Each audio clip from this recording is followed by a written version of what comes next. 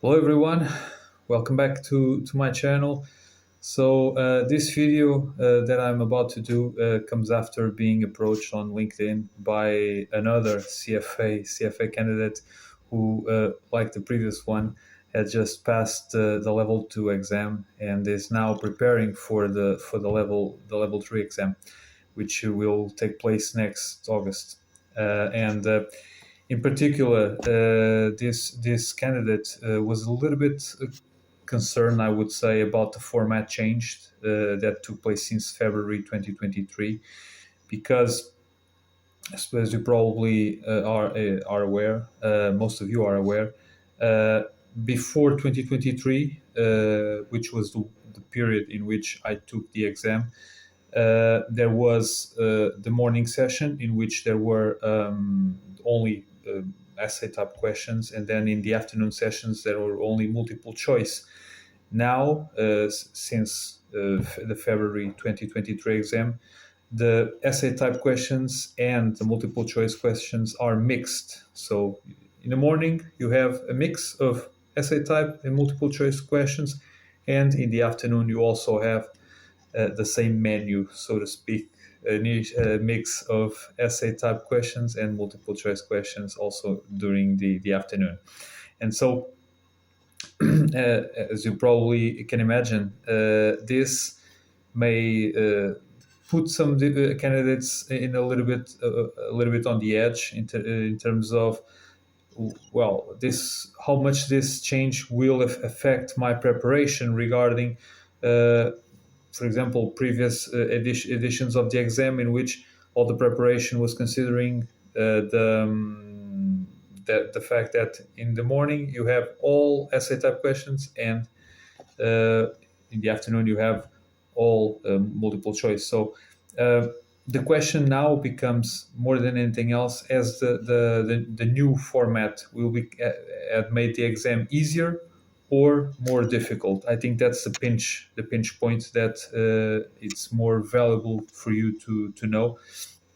I would say, in my opinion, and of course, without taking any merit from the current candidates, in my view, candidates now have a slightly easier task, and I will explain to you why I think that way. So, as you can imagine, the introduction of essay type questions in the CFA exam, I mean, introduction, I mean, uh, up until the level 3 exam, you never had any essay type questions, and now you're going to face them in an exam environment. So that's why I say it's an introduction. So this new type of question requires you to adapt your approach in terms of how you understand the concepts of the curriculum, and then, and this is critical, how do you translate that knowledge into a constructed response, being a sentence or just a few words or bullet points as well.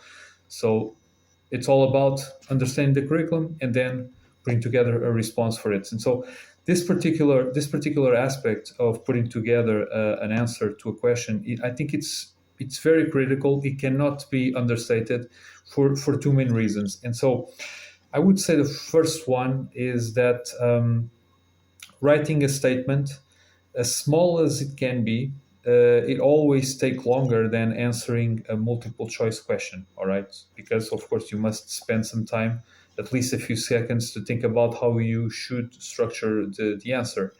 And secondly, in essay type questions, and I think you will realize that as you're preparing for the exam, you must have a full understanding of the concept which is being tested, because you must write a sentence or several bullet points about that particular concept. Whether by contrast, there are some multiple choice questions that you already faced in the exam if you are a level 3 candidate.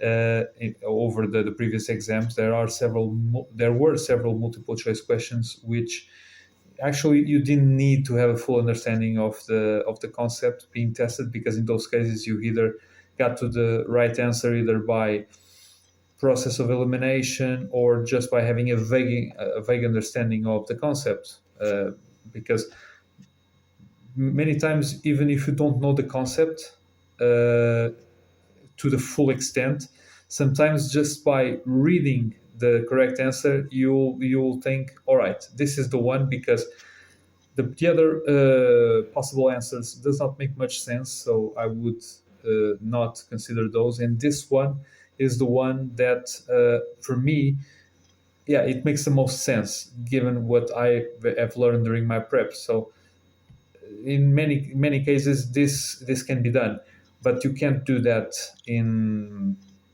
essay type questions.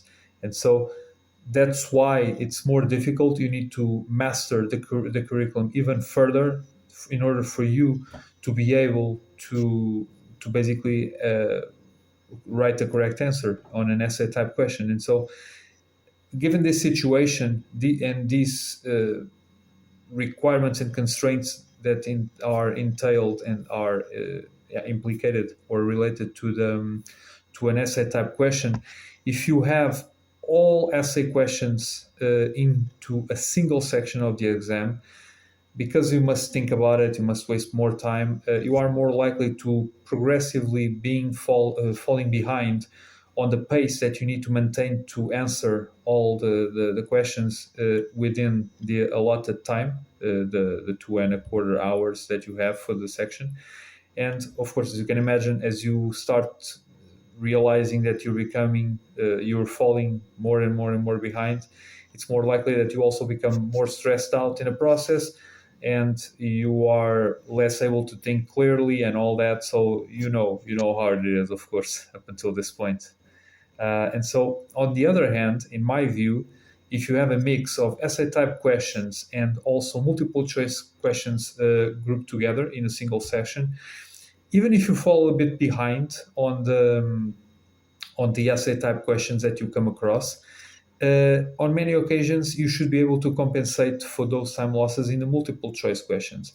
And why? Because I most of you know already, many questions, many multiple choice questions, you will be able to answer in, I would say, less than 30 seconds. So you will have spare time to devote a little bit more to the essay type questions.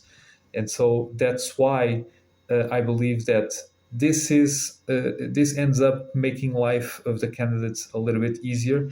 And so, just to give you a few insights, a few extra insights.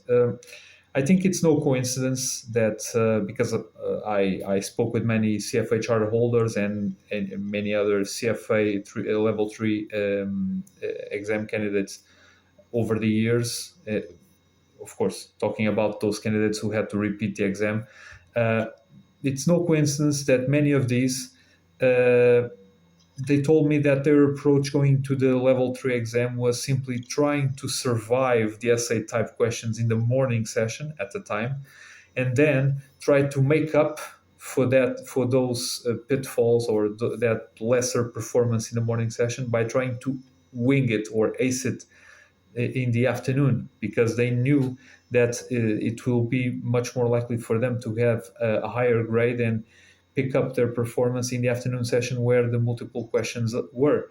And so I think that speaks volumes about the difficulty in tackling the essay type questions and how you need to have some sort of balance. It's good to have some sort of balance between essay type and multiple choice questions in a single section, so that you can more or less average a good score and average a good pace when you go through the exam. And so I would say this ended up being the case for me, because when I sat for the exam in the May 2022 exam window, I remember that in the morning session I fell behind, not only because of the keyboard issue that I spoke about in a previous video, but also because I struggled a lot in some questions, and eventually I ended up leaving. I remember probably a handful of them unanswered, probably three or four unanswered, and so that, of course, did not leave me in a very good spirit for the afternoon session. But I thought, well, all right, this ended up being what I was expecting, a very hard section, and so I'm going to try my best to make up for the difference in the afternoon. And so then, just as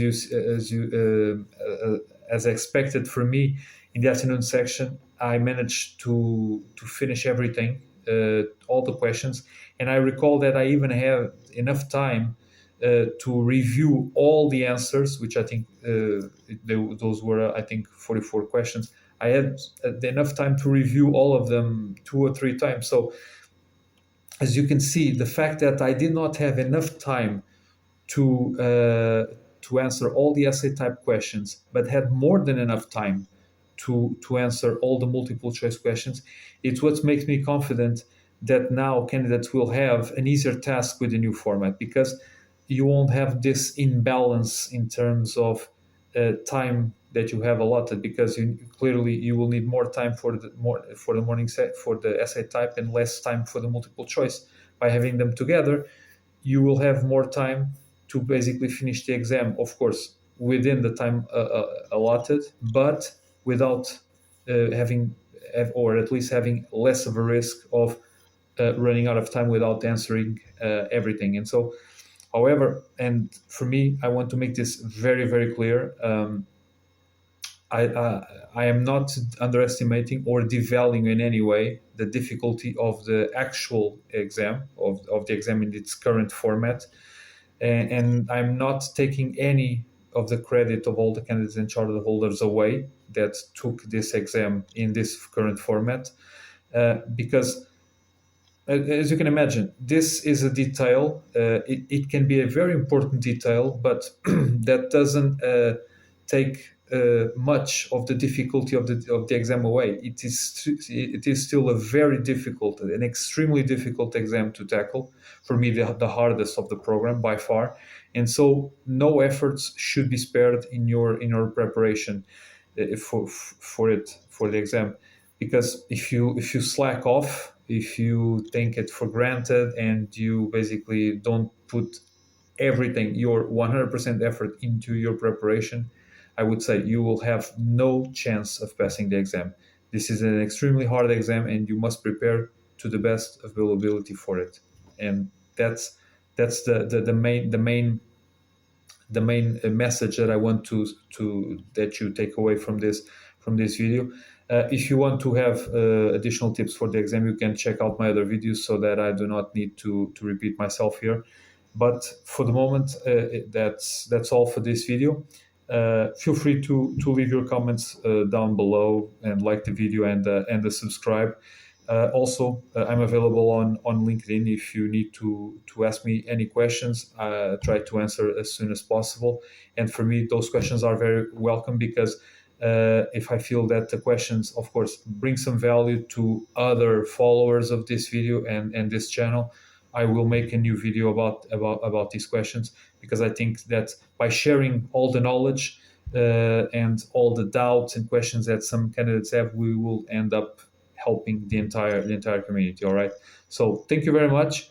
Have a great day, and of course, best of luck for your preparation for your upcoming CFA exams, and also CIA exams if that's the case. Thank you.